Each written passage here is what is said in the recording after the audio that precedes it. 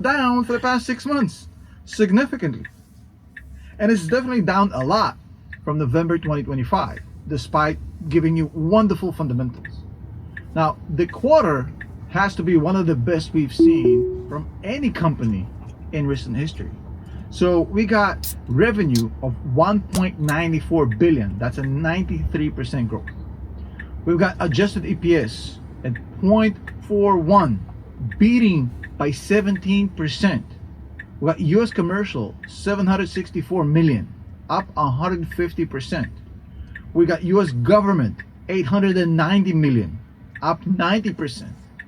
We got rule of 40 of 155, operating margin of 62%, US commercial remaining deal value of 6.2 billion, up 124%, and the guidance to 8.2 billion for 2026, which means that according to this guidance, the second half of this year is significantly better than the first, and the first is already astonishing. Look at the deals Palantir just presented to you in this quarter. 220 deals worth a million or more. 98 deals worth 5 million or more.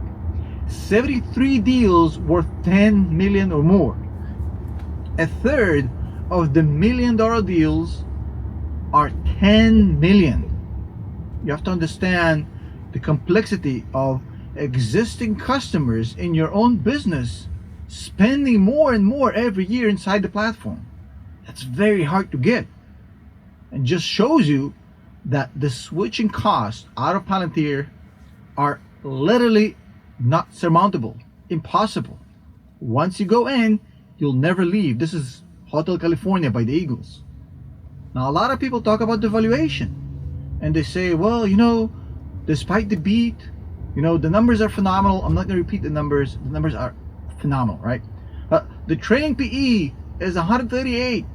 The forward PE is 77, Tom. And the PEG ratio, the price to earnings to growth ratio, is 1.5. Now, by your own admission, 1.5 is expensive. Yeah, of course. 1.5 is expensive. And Palantir is expensive. Okay? Is Palantir overvalued? Well, that depends on your thesis. The one thing I can tell you is, I don't want you to buy the stock. It's expensive. If you don't have the long-term belief in this company, don't buy it for the wrong reasons. Don't buy it because of FOMO. Because I can guarantee you one thing, there's way more chaos ahead than you think. If you think that from this point on, we're going all the way to the moon, I got another thing coming for you. Do not buy this stock on pure excitement about what happened yesterday. Build a thesis, build long-term conviction and patience. Now, the revenue split in Palantir in this particular quarter, if you can actually read the financials, which is what most people are too lazy to do, read the financials. The revenue split is insane. Commercial revenue is at 149% growth. Government, the dying business, 90%. And the base of the government is actually bigger. So it's growing at 90%. It's not just about commercial anymore. There is an arms race in the AI sector, in the government as well. Now, a lot of people say, well, Tom, your 1 trillion valuation doesn't make any sense. Does it? Well, let's do a reverse calculation. It's as simple as that. A reverse calculation shows you that a terminal PE of 2030 of 40 gives us 61% revenue growth in order to hit that target.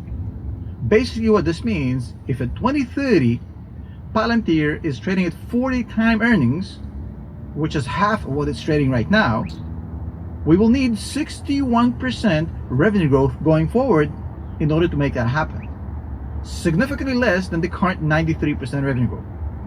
At 50, that's 53%. At 60 trailing PE, we're talking about 46%. So if Palantir is trading at 60, which is a hell of a lot lower than the current 139 and the forward PE of 77, if it's trading at 60,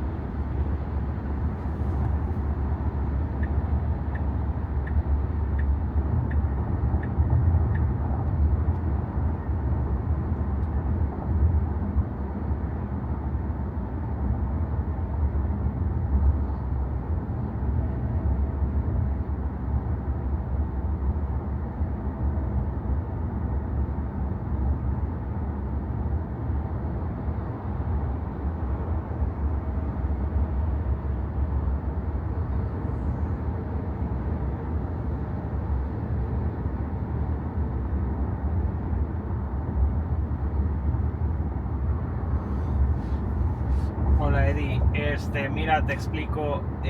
Básicamente lo que está pasando es que no saben si van a ir a recoger el carro o si cambian de carro y dejan que la compañía vaya a recoger el carro. El problema es que tienen el parking pass y el fob la llave, el sensor dentro del carro. Entonces estoy hablando con ellos para decirles que por lo menos pregunten si pueden ir a recoger el pass y el fob para traerlo de regreso. Pero te aviso, pero por ahorita yo les dije que estén ahí en la sala y que recojan todas sus cosas y que los tengan en un lugar para que nosotros podamos limpiar. Pero ahí van a seguir un ratito más mientras deciden qué hacer con todo este problema, porque pues les dije que tenemos un huésped entrando y obviamente no lo tenemos ahorita, pero le dije necesitamos el pase y el fob porque no quiero que tengamos que reemplazar esa madre.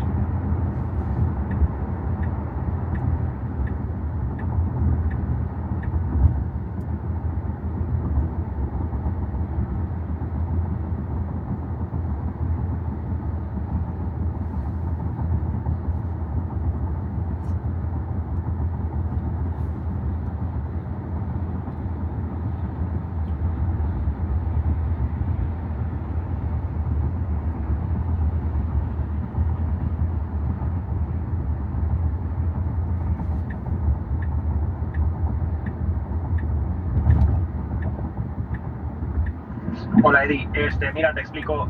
Básicamente lo que está pasando es que no saben si van a ir a recoger el carro o si cambian de carro y dejan que la compañía vaya a recoger.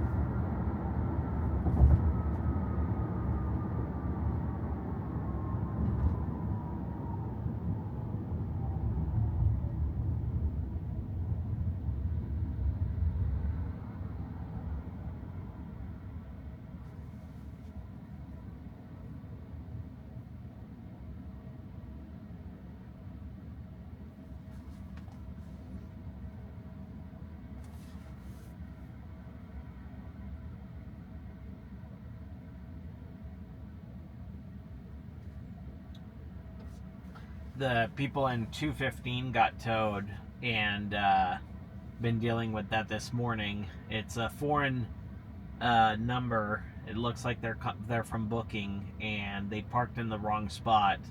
And the car is obviously a rental, which makes it even harder to deal with because now the rental car company wants the towing company wants the rental car company to come out, and they left the key fob and the parking pass inside the car. And so it's just like, what the hell, man? People don't follow instructions.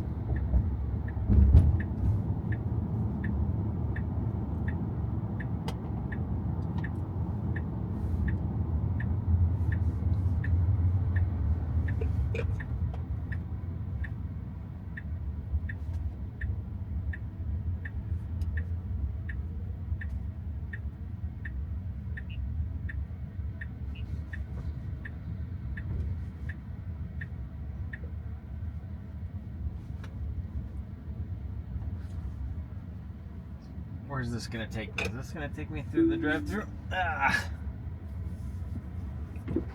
Alright. Hi, welcome. Would you like to try our new iced coffee today? No, thank you. How can I help you get started? Can I get a 2-piece meal, leg and thigh?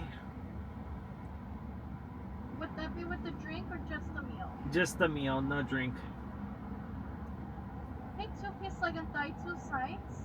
Let's do pinto beans and mac and cheese. Pinto beans and mac and cheese, tortilla flour or corn? Corn. Perfect. Any chips and guacamole for today's order? No, thank you. Any salsas? No, thanks.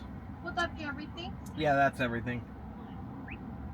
Okay, your total is $11.92. I have that 2-piece leg and thigh with mac and cheese, pinto beans, corn tortilla. I'll see you at the window. Thank you.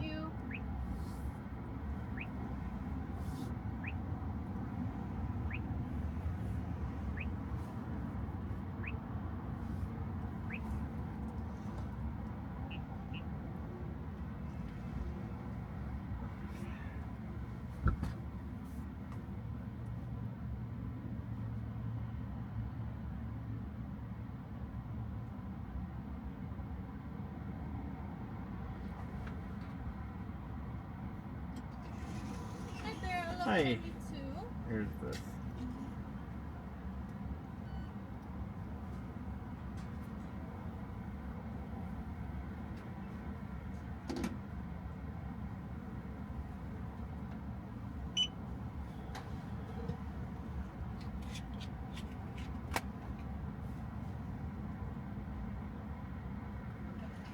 Here you Would go. you like your receipts? Sure. Appreciate it.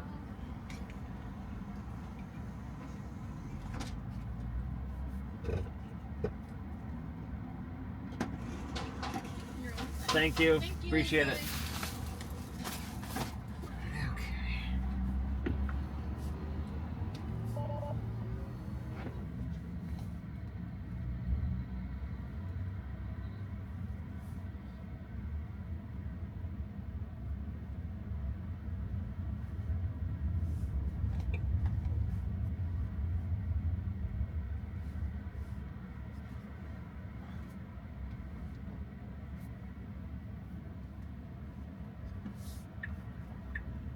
Okay.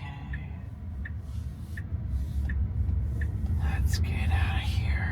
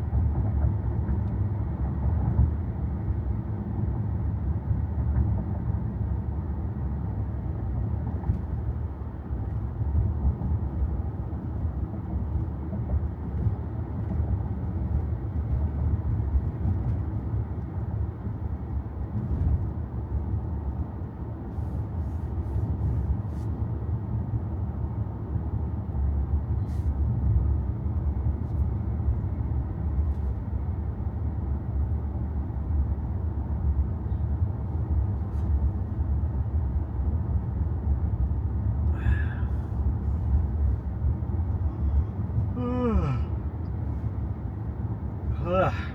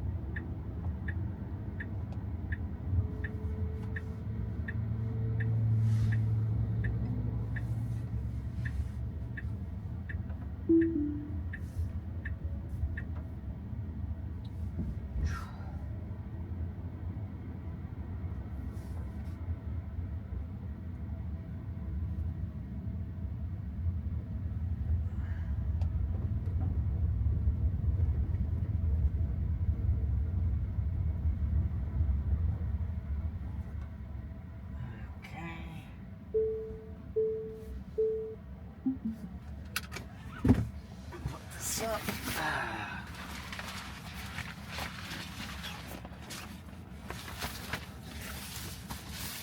There we go.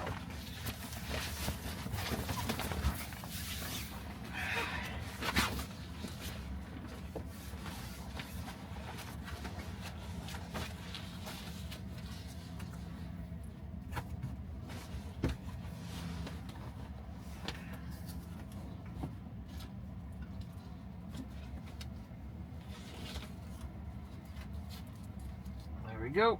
All right, let's go.